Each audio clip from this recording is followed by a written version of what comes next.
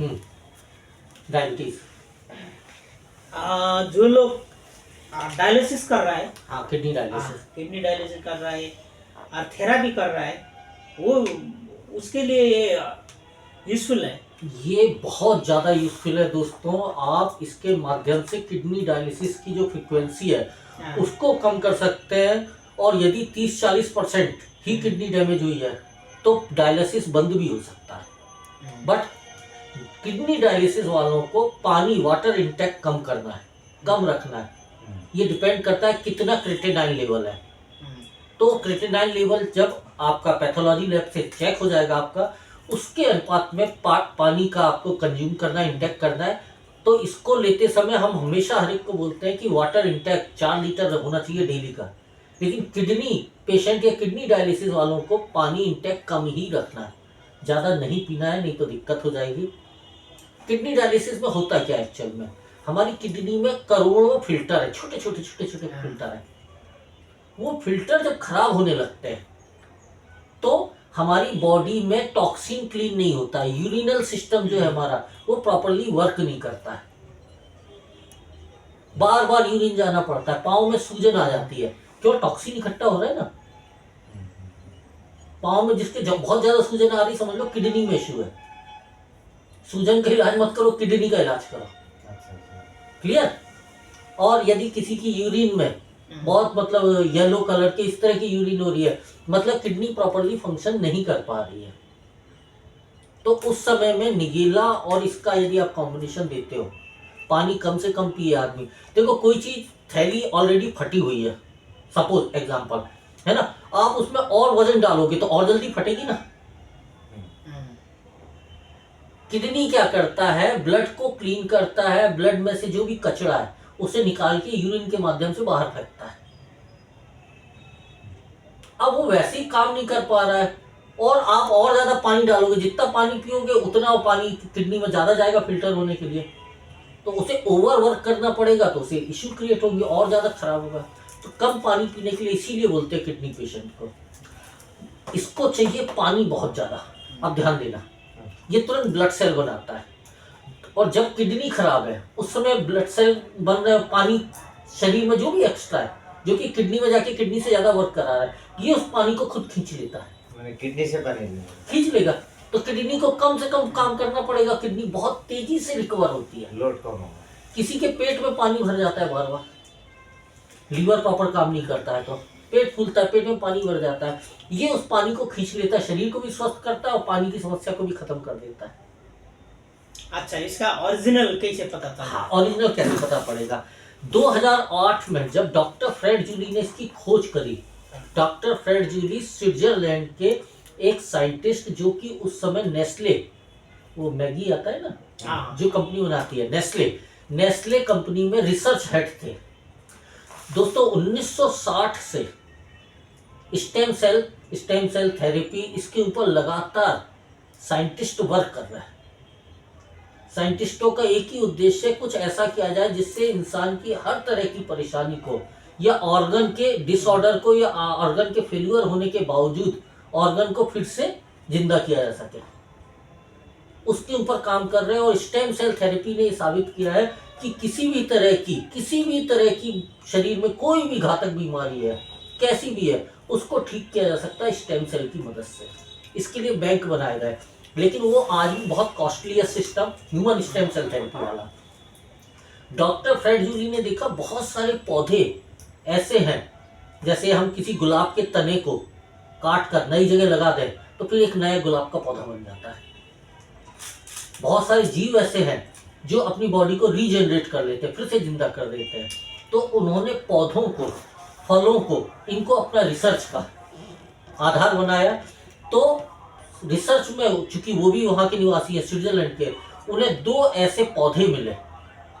एक है green Apple जो स्पेशल सिर्फ स्विट्जरलैंड में, जहाँ पर साल के 365 दिन -20 -30 डिग्री टेम्परेचर होता है, उसमें स्पेशल क्वालिटी है। उस ग्रीन एप्पल के 2 टुकड़ों को यदि काट कर पास में रख दिया जाए, रस्सी से बांध दिया जाए, तो सुबह तक वो फिर से चिपक जाते हैं। आप उसे काट के रख दो 6-6 महीने, नॉर्मल हमारे यहाँ जो सेब आता है उसे काटोगे आधे घंटे में लाल होने लगता है, कटा हुआ हिस्सा। वो लाल नहीं होता, वो सफेद ही बना रहता है। उसके सेल्स जो है कटने के बावजूद मरते नहीं है, तुरंत फिर अपने आप को जिंदा करते रहते हैं, तो वैसे ही व्हाइट बना रहता है। और एक दूसरा रेड ग्रेप्स, लाल अंगूर बड़े साइज के, जो कि बरगंडी फ्रांस में पाए जाते हैं। इन दोनों को जब उन्होंने अध्ययन किया तो इनके स्टेम सेल में अपने आप को रीजेनरेट करने की गजब पावर पाई गई। तो उन्होंने लेबोरेटरी में उसको, एक फाइटोसेल टेक्नोलॉजी है, उसके माध्यम से उसका बड़ा उत्पादन किया। इसको मैं थोड़ा सा आपको एक्सप्लेन करता हूँ। जैसे 1 लीटर दूध में आप 1 चम्मच दही डाल दो, अगले दिन सुबह देखोगे तो 1 लीटर दही बन जाएगा। हाँ। 1 चम्मच दही जो है वो 1 लीटर दूध को दही में कन्वर्ट कर सकती है। इस कॉन्सेप्ट को उन्होंने पकड़कर लैब में एक छोटे से टुकड़े के, एप्पल के छोटे से टुकड़े को जब उन्होंने डेवलप किया तो ढेर सारे सेल्स बन गए उसके। उस सेल्स को उन्होंने जब इस्तेमाल किया जानवरों पे, मनुष्यों पर, तो देखिए इसमें गजब पावर है। और ह्यूमन जो मॉलिक्यूल, बॉडी के जो मॉलिक्यूल्स होते हैं उससे 90% तक ही मैच किया।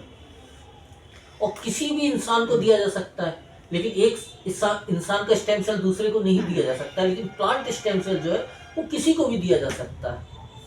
तो इन्होंने इसके रिसर्च पेपर को और जो इन्होंने इसकी टेस्टिंग किया था उस सब को जमा किया। 2008 में इन्हें यूएस पेटेंट मिला, यूनाइटेड स्टेट के द्वारा इस टेक्नोलॉजी को और इस खोज को पेटेंट किया गया, मतलब कोई और इसको कॉपी नहीं कर सकता है।